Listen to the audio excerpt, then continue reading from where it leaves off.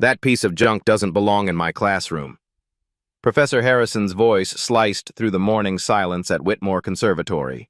Every head in the advanced music class snapped toward the back row, where 19-year-old Keisha sat frozen, her duct-taped violin case suddenly feeling like it weighed 1,000 pounds.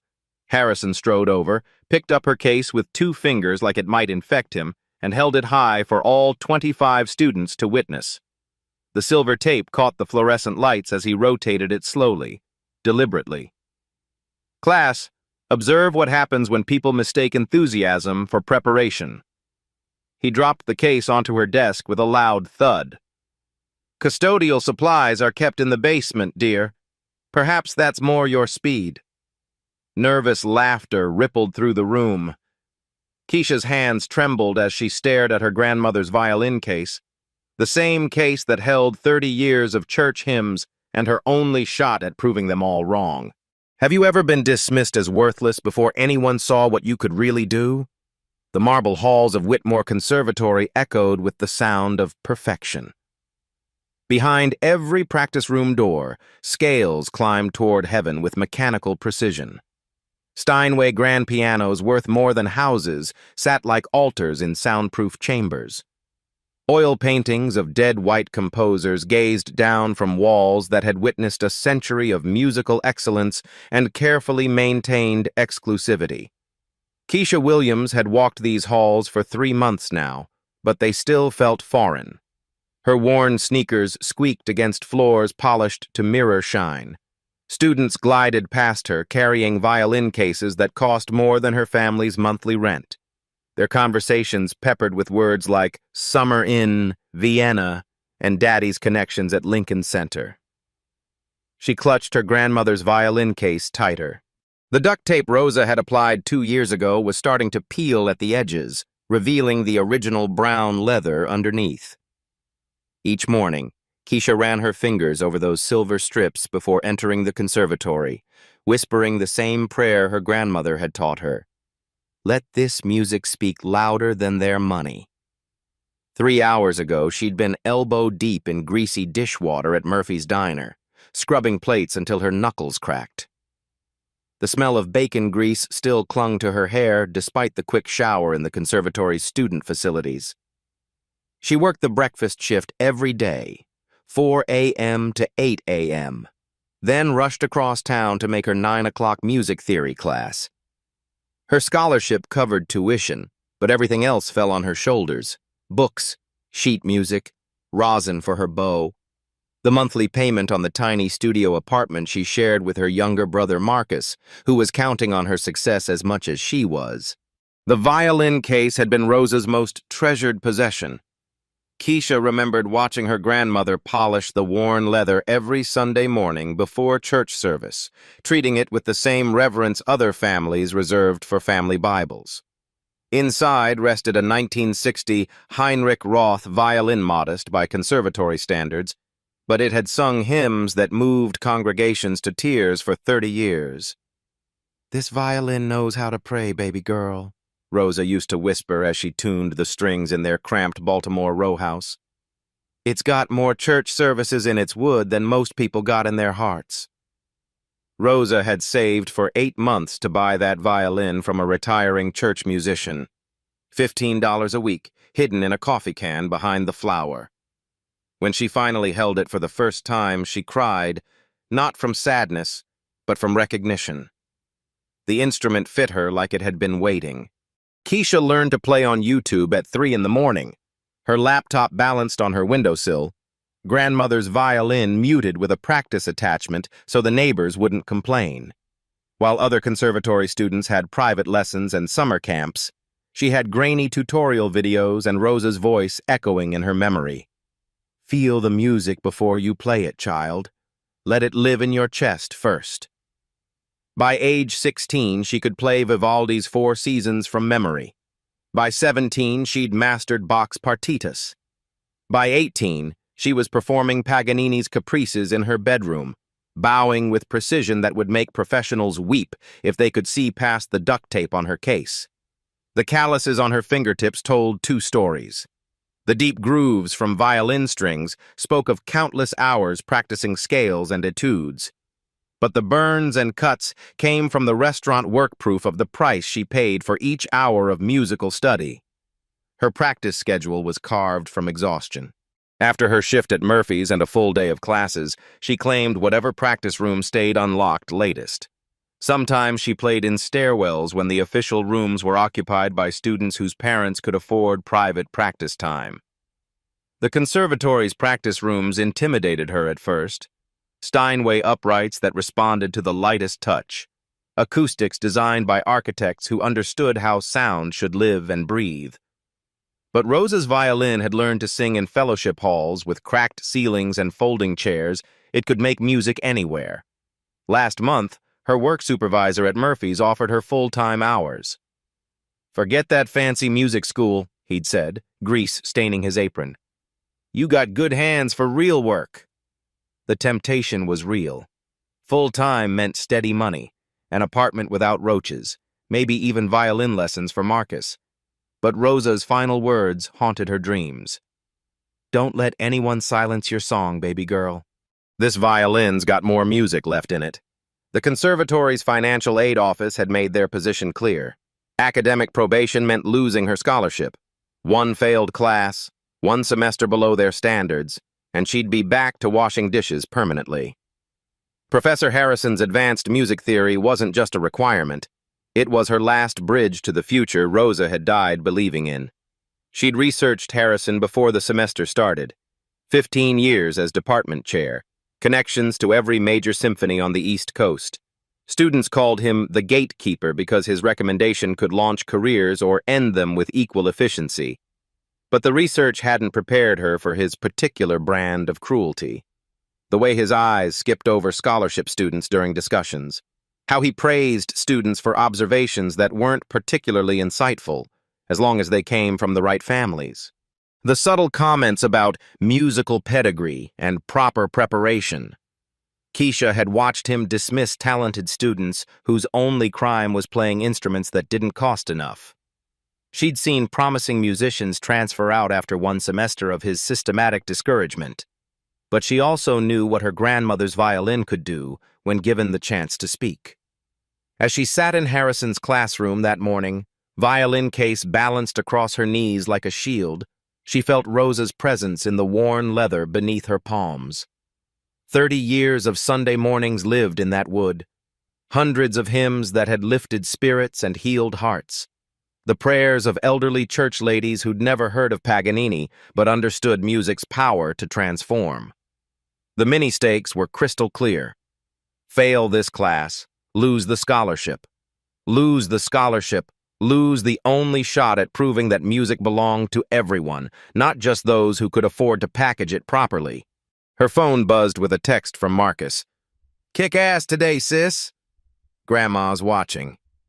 Keisha smiled, running her thumb over the duct tape one more time. Let Harrison judge the packaging. Rosa's violin was ready to speak for itself. Dr. Edmund Harrison III commanded respect the moment he entered any room. At 52, his silver hair was perfectly styled, never disturbed by something as common as weather or worry. His suits were hand-tailored, his shoes Italian leather, his watch a Patek Philippe that cost more than most people's cars. But it was the violin case that truly announced his status. Custom leather with gold clasps, bearing the logo of a European craftsman whose waiting list stretched 5 years. Inside rested his 1721 Stradivarius $3 million of musical history that he carried like a scepter of authority. Harrison had owned that Stradivarius for 12 years, purchased at auction with family money that traced back to railroad fortunes. He spoke of it the way other men spoke of vintage wine or rare art, as proof of sophistication that couldn't be bought quickly or earned easily. The violin chooses its master, he'd tell prospective students during auditions, his fingers caressing the leather case. Inferior instruments produce inferior music. It's simple mathematics. His office walls displayed the evidence of his philosophy. Photographs showed him performing with symphony orchestras, always prominently featuring his Stradivarius. Concert programs from Lincoln Center and Carnegie Hall lined custom frames. Letters from famous violinists thanked him for maintaining standards in classical music education. Students learned quickly that Harrison judged them before they played a single note. He'd circle the classroom during the first week, examining instruments with the intensity of a jeweler appraising diamonds. Those with quality violins received encouraging nods. Others faced skeptical frowns that somehow translated into lower grades throughout the semester. His teaching method was theater as much as instruction. When demonstrating proper technique, he'd remove his Stradivarius from its case with ceremonial precision. Each movement was calculated to remind students of the gap between their instruments and his. The way he rosined his bow imported from France naturally became a ritual of superiority. "Observe the resonance," he'd say, drawing his bow across the strings with practiced elegance. 3 centuries of masters have played this instrument. It knows what real music sounds like. Harrison's reputation extended far beyond Whitmore's walls. He served on audition panels for major orchestras, wrote recommendation letters that could launch careers, and maintained connections with conservatories across Europe. Students competed fiercely for his approval, knowing that his endorsement opened doors that remained permanently locked to others. But his true power lay in elimination. Each semester, Harrison systematically identified students he deemed unsuitable for professional music careers. His methods were subtle but effective impossible assignments for those with lesser instruments. Public critiques that destroyed confidence, private conversations with administrators about lowered standards. The scholarship students felt his displeasure most acutely. Harrison viewed them as necessary evils, diversity requirements that diluted the conservatory's prestige. He'd never stated this directly, but his body language spoke volumes. The way he avoided eye contact during their performances, how he positioned himself physically closer to students from musical families. His habit of discussing summer opportunities that coincidentally required financial resources beyond scholarship students' reach. Previous victims whispered stories in practice rooms and coffee shops. Maria Santos, a brilliant cellist from Queens, had transferred after Harrison publicly questioned whether her instrument was adequate for serious study. David Kim, whose violin playing moved audiences to tears, abandoned his music major after a semester of Harrison's systematic discouragement. Harrison wore these departures as badges of honor. "I'm protecting the integrity of classical music," he'd explained to colleagues over faculty dinners. "Not everyone is suited for this level of artistry." It's kinder to redirect them early. His Stradivarius became a weapon in these battles. During student performances, he'd place it prominently on his desk, a silent comparison between their modest instruments and his musical throne. He'd adjust its position for maximum psychological impact, ensuring every student understood the hierarchy. The professor's morning routine never varied. Arrive at 8:30, unlock his office, and spend 15 minutes communing with his violin. He'd tune it methodically, play scales that echoed through the hallway like a territorial claim. Other faculty members had learned to schedule around this ritual Harrison's sacred time with his $3 million companion. His teaching philosophy extended beyond instruments to bloodlines. Harrison believed musical talent was hereditary, passed down through generations of proper breeding. He collected stories about students' families like genealogical trophies, praising those whose grandparents had season tickets to the symphony, while dismissing others as first-generation musicians. The conservatory's administration loved Harrison because he delivered results they could quantify. His students won competitions, earned orchestra positions, and reflected well on Whitmore's reputation. That these achievements came primarily from students whose families could afford superior instruments and private coaching was a detail conveniently overlooked. As Harrison prepared for his 9 o'clock advanced music theory class, he performed his usual instrument inspection. 25 violin cases arranged on desks awaited his judgment. Most met his standards quality instruments carried by serious students. Then his eyes landed on the duct tape. Silver strips wrapped around brown leather, obvious repair work that screamed poverty and desperation. Harrison's lip curled in distaste. Another scholarship student trying to play in a league beyond their means. He had no idea that this particular violin case held 30 years of prayers, countless hours of dedication, and a musical legacy that would soon humble everything he thought he knew about true artistry. Harrison's advanced violin masterclass was sacred ground. 25 chairs arranged in a perfect circle, each occupied by a student whose instrument had survived his preliminary judgment. The morning light streamed through tall windows, illuminating violin cases that represented decades of family investment and musical ambition. This was Harrison's theater, and he was always the star.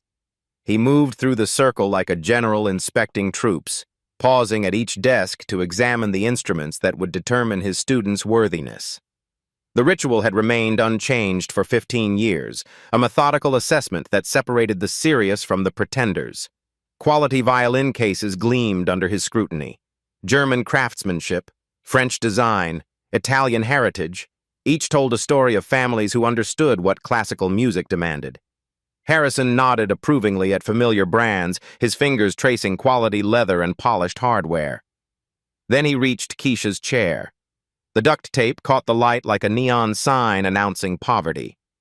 Harrison stopped mid-stride, his practiced composure cracking as he stared at the silver strips wrapped around faded brown leather. The contrast was jarring. 24 pristine cases surrounding one obvious repair job. "Miss Williams." His voice carried across the room with surgical precision. "Would you mind opening your container for the class?" Every head turned toward Keisha. She felt their stares like heat lamps, burning through her careful composure. Her hands trembled slightly as she unlatched the worn brass clasp's original hardware that still functioned despite the case's battered appearance. Inside, nestled in faded blue velvet, lay her grandmother's Heinrich Roth violin. The wood was warm, honey-colored, aged and played in, with tiny scratches that told stories of 30 years in church services. It wasn't pristine, but it was loved. Harrison leaned closer, his expression shifting from curiosity to theatrical disgust. He gestured broadly, ensuring every student could appreciate his performance. "Class, observe carefully," he announced, his voice dripping with condescension. "This is what happens when people confuse sentimental attachment with professional preparation." He reached toward the violin, then pulled his hand back as if it might contaminate him. "The wood appears weathered. The strings look adequate for amateur purposes, I suppose.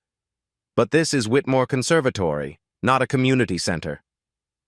Several students shifted uncomfortably in their chairs. Others leaned forward, drawn by the spectacle.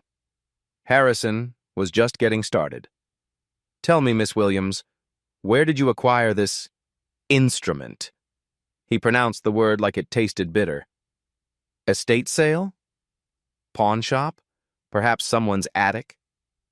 Keisha's cheeks burned, but she kept her voice steady. "It belonged to my grandmother. She played it in church for 30 years. Harrison's eyebrows rose theatrically. "Church music." He turned to address the class. "Everyone notes the difference between sacred and classical music. Very different standards, very different expectations." He walked to his desk and reverently opened his own violin case. The Stradivarius emerged like a religious artifact, its varnish glowing under the classroom lights.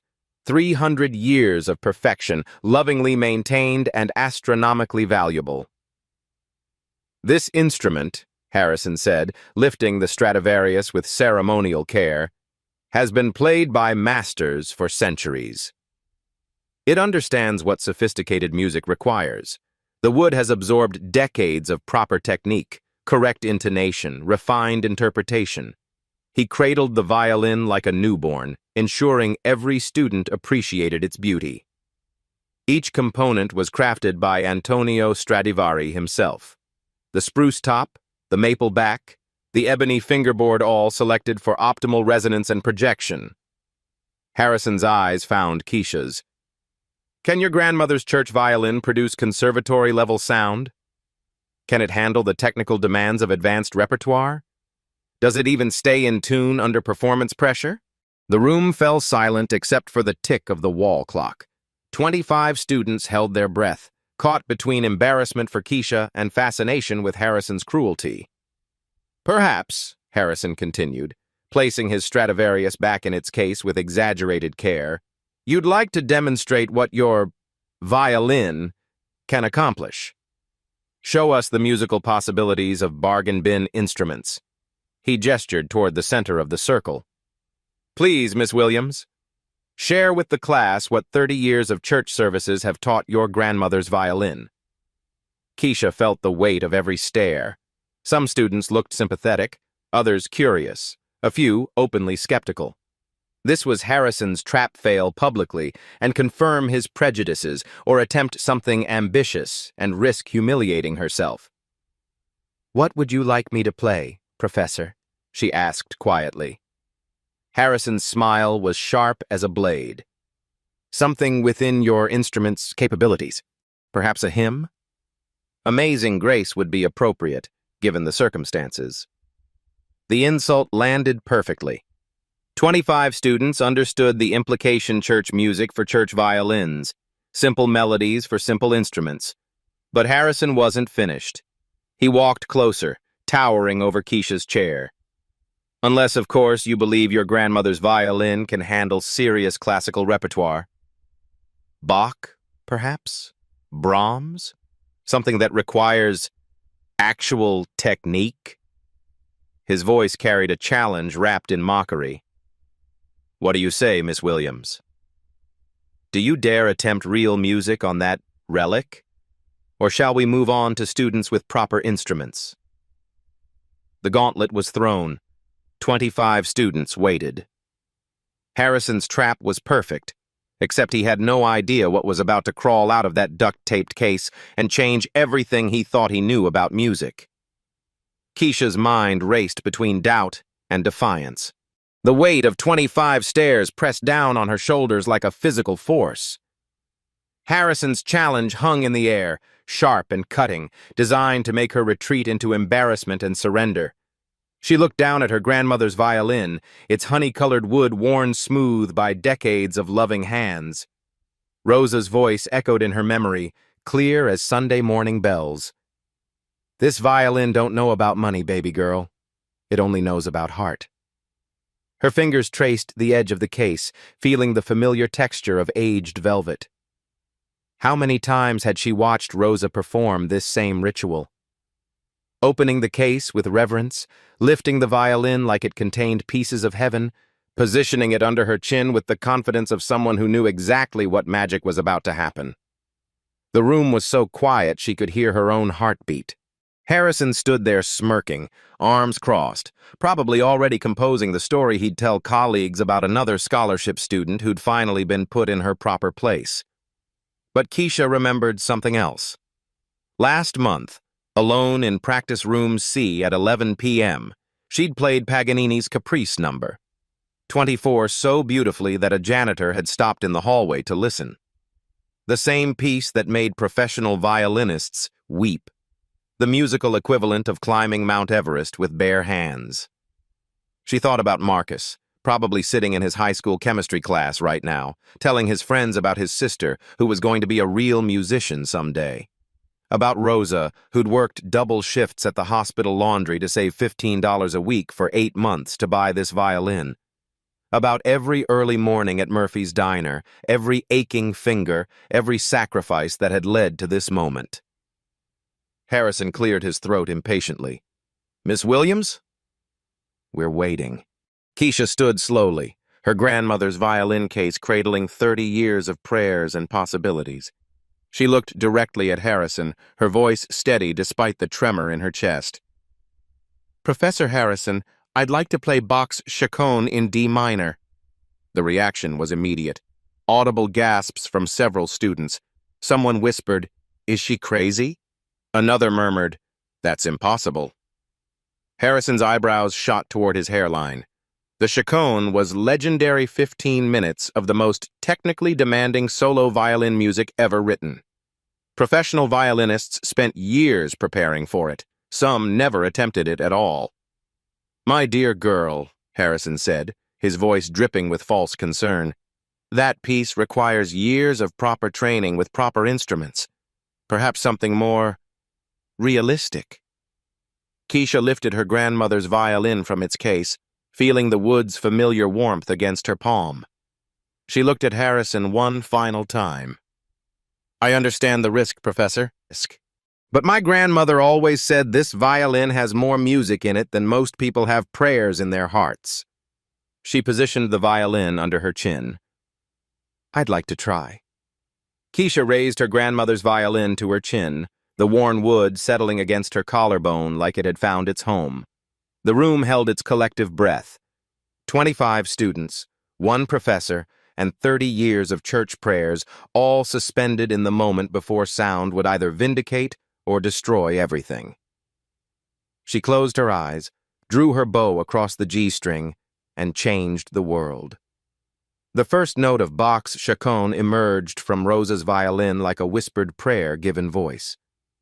Pure, haunting, absolutely perfect. The sound filled the classroom with such unexpected beauty that Harrison's smirk froze on his face mid-expression. Complete silence followed. Not the awkward quiet of embarrassment, but the reverent hush of recognition. That single note hung in the air like incense, announcing that something sacred was about to unfold. Every person in the room felt it, the shift from skepticism to wonder, from judgment to awe. 25 expensive violins sat forgotten in their cases. 25 students who had spent years perfecting their technique suddenly understood they were about to receive a masterclass in what music could truly accomplish. Keisha opened her eyes and continued. The chaconne's opening theme began to emerge, those 4 simple notes that Bach had used as the foundation for musical architecture that rivaled cathedrals. Her bow moved with liquid grace, each stroke precise and intentional, drawing sounds from her grandmother's violin that made the expensive instruments surrounding her seem suddenly ordinary. The students leaned forward unconsciously. This wasn't the tentative playing they'd expected from a scholarship kid with a duct-taped case. This was mastery announcing itself with quiet confidence. Sarah Martinez, who owned a $45,000 Guarneri del Gesù, found herself gripping her chair arms so tightly her knuckles turned white. Harrison's expression shifted from amusement to attention. His arms uncrossed slowly as he watched Keisha's left hand dance across the fingerboard with impossible accuracy. Her intonation was flawless, each note perfectly placed, singing with the clarity of someone who had spent countless hours perfecting every interval in the solitude of practice rooms and stairwells. The first variation emerged, and with it came the realization that this girl understood Bach in ways that couldn't be taught. Her interpretation wasn't just technically correct, it was emotionally sophisticated, revealing layers of meaning that most violinists missed, even after years of expensive private instruction. Rosa's violin responded to Keisha's touch like it had been waiting its entire life for this moment. The wood that had absorbed 30 years of hymns now channeled Bach's mathematical perfection, creating sounds that seemed to originate from some divine source rather than mere strings and varnish. Each note carried the weight of congregation prayers, of Sunday mornings when music lifted spirits beyond earthly concerns. As the second variation began, Keisha's body moved with the music. Not the rigid posture Harrison demanded in lessons, but the natural flow of someone who had learned to let music live in her bones before it reached her fingers. Her grandmother's influence was unmistakable. The slight sway, the breathing that matched the musical phrases, the way her eyes half closed when the melody soared toward transcendence. The complexity increased dramatically, and so did the impossibility of what everyone was witnessing. Double stops. 2 notes played simultaneously emerged from Rosa's violin with crystal clarity that defied physics. Harrison blinked hard as if trying to wake from a dream. His students struggled with double stops after years of expensive lessons and professional coaching. This girl made them sound effortless, natural, inevitable. "Sweet Jesus," whispered Sarah under her breath, unconsciously echoing the language of Rose's church. She'd been struggling with this exact passage for 8 months, working with a private teacher who charged $300 per hour. Marcus Brooks, whose father had spent $40,000 on his violin, sat transfixed. His expensive instrument had never produced sounds remotely approaching what was flowing from that duct-taped case. The realization was humbling and revolutionary. Maybe the problem wasn't his violin. Maybe the problem was everything he'd been taught about what mattered in music. Keisha moved into the third variation, where Bach's genius truly revealed itself through intricate counterpoint that demanded absolute technical mastery. Her bow arm flowed like water across desert sand, creating dynamics that painted the music in shades of light and shadow. Soft notes that barely whispered secrets to the back row, powerful strokes that filled the room with golden sound that seemed to emanate from the walls themselves. Rose's violin sang every nuance perfectly, as if 3 centuries of musical evolution had been building toward this precise moment. The instrument that Harrison had dismissed as worthless was proving capable of sophistication that his Stradivarius could barely match, not because of superior craftsmanship, but because of the love that had seasoned its wood through decades of faithful service. Harrison found himself taking an involuntary step closer, drawn by something he couldn't deny or explain. This wasn't possible according to everything he'd been taught, everything he'd built his career defending. Church violins didn't produce this quality of sound. Scholarship students didn't possess this level of technical mastery. 15-year-old tutorial videos from YouTube didn't create musicians who could interpret Bach like they'd studied with the composer himself. But the evidence surrounded him, undeniable and devastating to every assumption that had shaped his professional identity. The fourth variation brought cascading scales that would challenge any member of the New York Philharmonic. Keisha's fingers moved so quickly they blurred into impressionistic smears of motion, yet every note remained perfectly articulated, each one landing exactly where Bach's mathematical precision demanded. The melody emerged above the accompaniment like a voice calling from heaven itself, supported by harmonies that seemed to generate themselves from the violin's ancient wood. Students throughout the room began to understand they were witnessing something that would haunt their memories forever. This wasn't just good playing. This was the kind of performance that changed lives, that reminded everyone why they'd fallen in love with music before conservatory politics and expensive instruments had complicated everything. Emma Rodriguez, whose grandmother had also been a church musician, felt tears starting in her eyes. She recognized something in Keisha's playing that went beyond technique, a connection to music's spiritual roots that formal education couldn't teach and money couldn't buy. The music built toward its emotional center, and Keisha seemed to disappear entirely into the sound. Her consciousness merged with Bach's intentions, her breathing synchronized with phrases that had been written 3 centuries before her birth.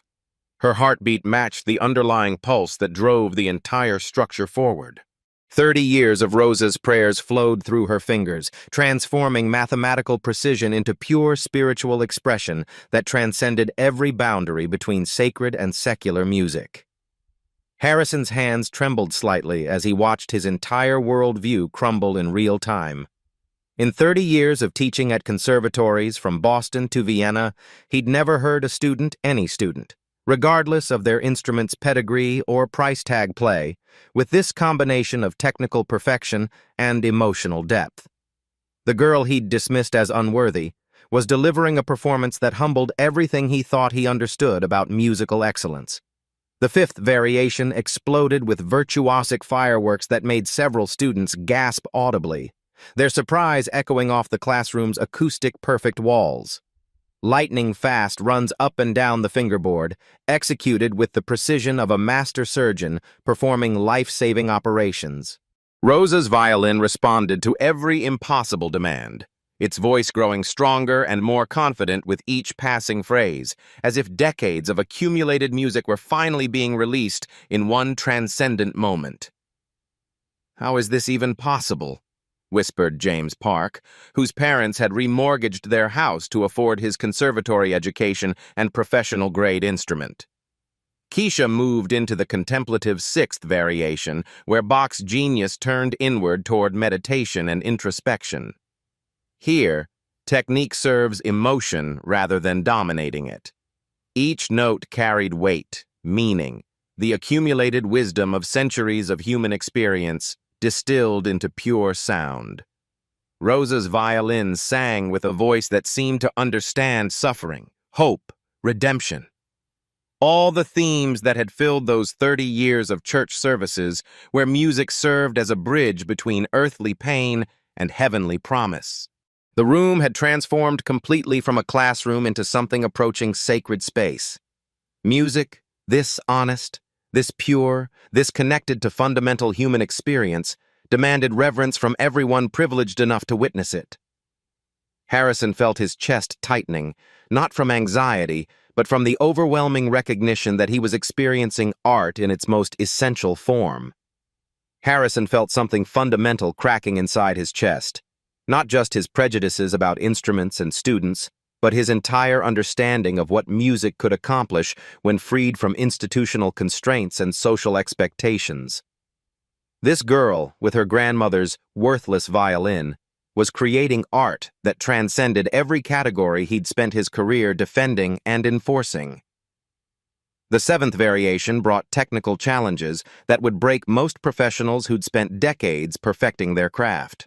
Rapid string crossings that demanded split-second timing, complex rhythms that required mathematical precision, intervals that demanded perfect finger placement and unwavering bow control developed through years of disciplined practice. Keisha navigated every obstacle with the confidence of someone who had conquered these difficulties through sheer determination and countless hours of solitary practice in empty stairwells and borrowed practice rooms. As the music built relentlessly toward its climax, everyone in the room understood they were experiencing something unrepeatable, a convergence of preparation, inspiration, and spiritual connection that might never occur again in their lifetimes. This wasn't just a performance, it was testimony, proving that excellence could emerge from anywhere when passion met preparation, when love transformed limitation into transcendence. The eighth variation soared with melodic lines that seemed to rise directly toward heaven, carrying everyone present beyond the confines of academic analysis into pure emotional experience. Rosa's violin had found its voice completely now, singing with the accumulated power of every prayer, every hymn, every moment of joy and sorrow it had witnessed in 3 decades of faithful service to something larger than individual ambition. Keisha approached the final variations, where Bach demanded everything a violinist could possibly give and then asked for more. Her grandmother's violin rose to meet every challenge, producing sounds that seemed to originate from some source beyond the physical world, beyond the limitations of wood and steel and human capacity.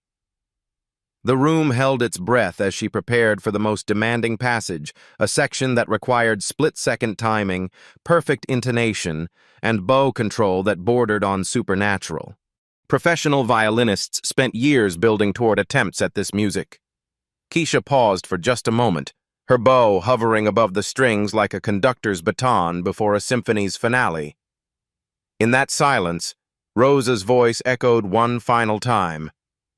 "Play it like you're talking to God, baby girl." Keisha smiled and launched into the climactic finale, where 30 years of accumulated prayers exploded into 15 minutes of musical perfection that would haunt everyone present for the rest of their lives. The final note of Bach's chaconne hung in the air like a prayer awaiting answer.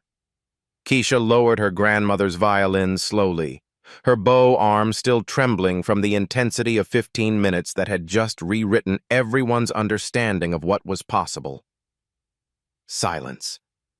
Complete, absolute, reverent silence that stretched for what felt like eternity. 25 students sat frozen in their chairs, afraid that even breathing might shatter the spell that had just been cast. Harrison stood motionless, his mouth slightly open, staring at the girl he had mocked as if seeing her for the first time. Then Sarah Martinez began to clap. The sound cracked through the silence like lightning, and suddenly the entire room erupted.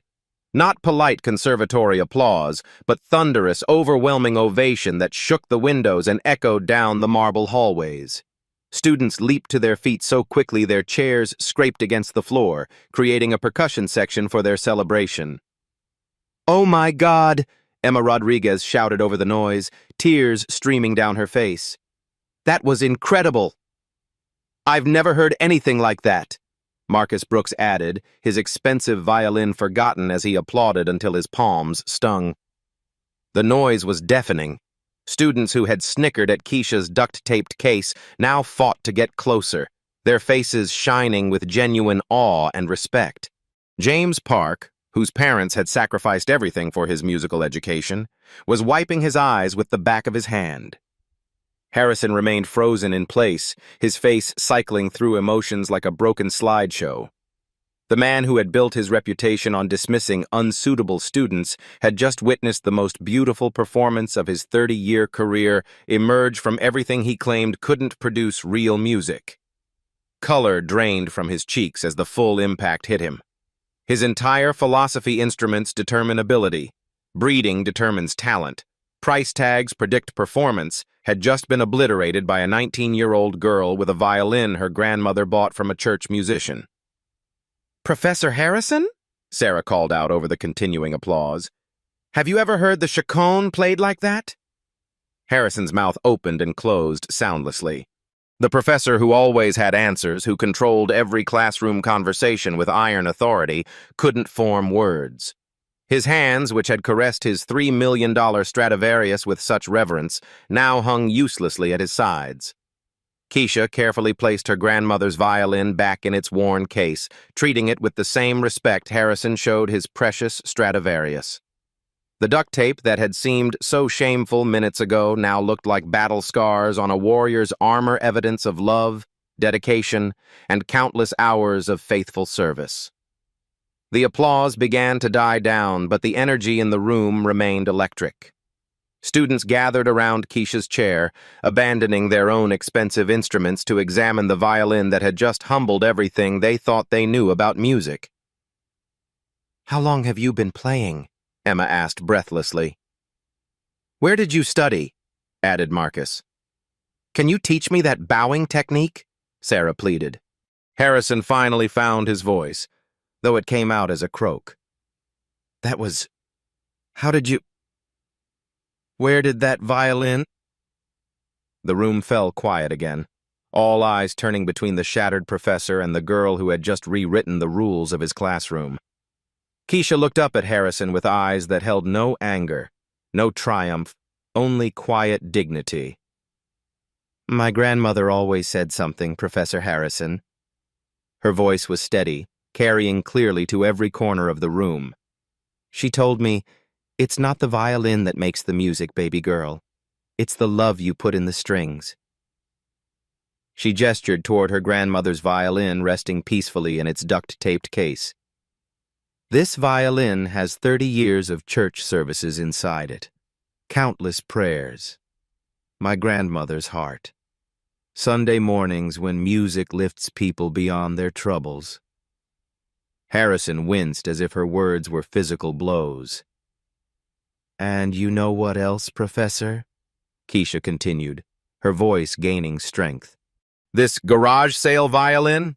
It's actually a 1960 Heinrich Roth, worth about $15,000 when properly restored. My grandmother just couldn't afford the restoration work." The revelation hit the room like a thunderbolt. Harrison's face went from pale to ashen. "But the music?" Keisha stood slowly, closing her violin case with reverent care. "The music was always there. It just needed someone who believed in it." She looked directly at Harrison, her gaze unflinching but not cruel. "No price tag can buy that, Professor." The power in the room had shifted completely. The man who had wielded authority through intimidation and snobbery now stood diminished, while the girl he had tried to humiliate commanded respect through pure talent and quiet grace. The transformation in the room was immediate and profound. Students who had barely acknowledged Keisha's existence 15 minutes earlier now surrounded her like she was a visiting master artist. The social hierarchy that had defined Harrison's classroom for 15 years crumbled in the wake of Rosa's violin. "Keisha, that was absolutely incredible," Sarah Martinez said, her voice still shaky with emotion. "I've been working on the chaconne for 2 years with a private teacher, and I've never heard it played like that." "How did you learn to phrase it so beautifully?" Emma Rodriguez asked, genuine curiosity replacing any trace of earlier judgment. "The way you made those double stops sing, I didn't know that was possible." Marcus Brooks, whose $40,000 violin suddenly seemed less impressive, shook his head in amazement. "My teacher always tells me the instrument makes the musician, but you just proved that completely wrong." Phone numbers were exchanged with unprecedented enthusiasm. Study group invitations flew across the room. The girl with the duct-taped case was suddenly the most sought-after practice partner at Whitmore Conservatory. Harrison stood apart from the celebration, watching his carefully constructed world reorganize itself around a truth he had spent decades denying. His Stradivarius, sitting in its custom case, no longer seemed like the ultimate symbol of musical superiority. Instead, it looked like an expensive security blanket for someone who had forgotten what music was really about. "Miss Williams." His voice cut through the excited chatter, drawing every eye in the room. Students stepped back, creating a path between professor and student like witnesses to a historical moment. Harrison approached slowly, each step seeming to require enormous effort. When he reached Keisha's chair, he stopped and did something no one had ever seen before. He looked uncertain, vulnerable, profoundly humbled. "I owe you an apology," he said quietly, his voice lacking its usual commanding authority. "And I owe your violin one as well." The admission sent ripples of shock through the students. Professor Harrison, who never admitted mistakes, who never showed weakness, was acknowledging that he had been wrong in the most fundamental way possible. "Would you—" He paused, swallowing his pride with visible difficulty. "Would you mind if I examined your violin properly? I believe I was gravely mistaken about its value." Keisha nodded and reopened her case. Harrison knelt beside her chair, a gesture of respect that stunned everyone present. He studied Rosa's violin with professional attention, noting details he had dismissed in his rush to judgment. Under proper examination, the Heinrich Roth markings were clearly visible. The wood quality was obvious to anyone who looked past superficial appearances. The craftsmanship, while modest compared to his Stradivarius, was solid and thoughtful. "This is indeed a quality instrument," Harrison admitted, his voice growing stronger as professional honesty replaced personal prejudice. "Heinrich Roth made excellent violins in the 1960s.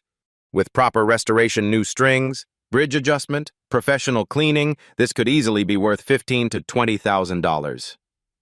He looked up at Keisha with something approaching wonder. But more importantly, it's been loved. Played regularly, maintained with care. That's why it responds so beautifully to your touch." Harrison stood slowly, addressing the entire class.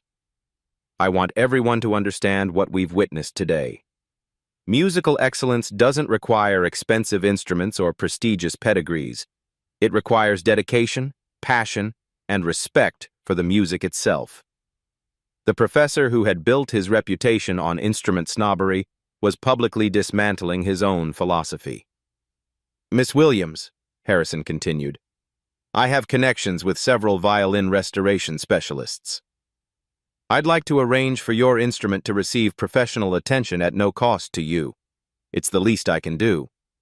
But the real transformation was happening among the students. The rigid social stratification based on instrument value was dissolving before everyone's eyes. Emma Rodriguez, whose family had struggled to afford her mid-range violin, sat taller in her chair. James Park looked at his expensive instrument with new understanding. It was a tool, not a trophy. "Professor," Sarah Martinez raised her hand tentatively. Could we hear more about how Keisha learned to play like that? I mean, if she's willing to share." All eyes turned to Keisha, who found herself in the unprecedented position of being asked to teach rather than being taught. "My grandmother always said that music has to live in your heart before it can live in your hands," she said simply. "She taught me to listen to what the music wanted to say, not just what the notes demanded." The conversation that followed was unlike any Harrison's classroom had ever experienced. Students shared stories about their musical journeys, their struggles, their moments of breakthrough. The competitive atmosphere that had defined the conservatory began to crack, replaced by something approaching community. As the class period drew to a close, Harrison made one final announcement. "Miss Williams, there are several opportunities I'd like to discuss with you. Summer master classes, competition applications, scholarship augmentations. Your talent deserves every door we can open." The girl who had entered the classroom as an object of mockery was leaving as its most celebrated student. But more than that, she had changed something fundamental about how everyone present understood the relationship between worth and worthiness, between appearance and excellence. That evening, Keisha sat in her small apartment, practicing scales on her grandmother's violin. But now she was preparing for opportunities she had never dared to imagine. The duct tape on her case no longer represented poverty. It represented perseverance. She whispered to Rosa's photograph on her nightstand. "We did it, Grandma." Your prayers finally got heard. 3 months later, Keisha Williams stood on the stage of Carnegie Hall, her grandmother's newly restored violin gleaming under the spotlight. The Heinrich Roth that Professor Harrison had dismissed as worthless now sang with a voice that moved audiences to tears. But the real transformation wasn't in the violin's appearance. It was in the world's willingness to listen beyond the surface. The story of what happened in Harrison's classroom had spread far beyond Whitmore Conservatory. Videos of Keisha's playing went viral, not because of sensationalism, but because her music carried something that couldn't be manufactured or purchased: authenticity that touched hearts across every barrier of race, class, and background. Harrison himself had become an unlikely advocate for change. His letter of recommendation for Keisha's Carnegie Hall debut included a confession that reshaped his teaching philosophy. "I have learned that excellence announces itself through dedication, not decoration. True musical pedigree is earned through practice, not purchased through privilege." In a world obsessed with brands and price tags, Keisha's grandmother had understood something profound. A violin's worth isn't measured in dollars, it's measured in the music it makes and the hearts it touches. Rosa knew that instruments don't create musicians. Musicians create magic from whatever tools they're given, transforming humble wood and metal into vessels for human expression. But perhaps the most important lesson is how often we judge potential by packaging. How many times have you dismissed someone's abilities because their tools didn't look expensive enough? How many Keishas have you overlooked because their violin cases were held together with duct tape? Talent doesn't announce itself with prestigious labels or perfect presentations. It whispers in practice rooms at 3 in the morning, in grandmother's wisdom passed down through generations, in the determination to prove that excellence belongs to everyone willing to work for it. Every person you've underestimated because their tools don't match your expectations might possess gifts that could change your understanding of what's possible. The question isn't whether someone owns a Stradivarius. It's whether you're ready to recognize the music that's been waiting patiently for someone to believe in it. What songs are you missing because you're too busy judging the instruments? If Keisha's story inspired you to look beyond appearances and listen for the talent that truly matters, smash that subscribe button for more incredible stories of hidden potential proving the doubters wrong. Hit the notification bell and share this video if you believe excellence has no price tag, because next week We're bringing you The Homeless Man's Chess Set, made from bottle caps. Then he checked a grandmaster. Subscribe now to discover more amazing people who prove that greatness can emerge from anywhere when passion meets preparation. Your next dose of inspiration is just one click away.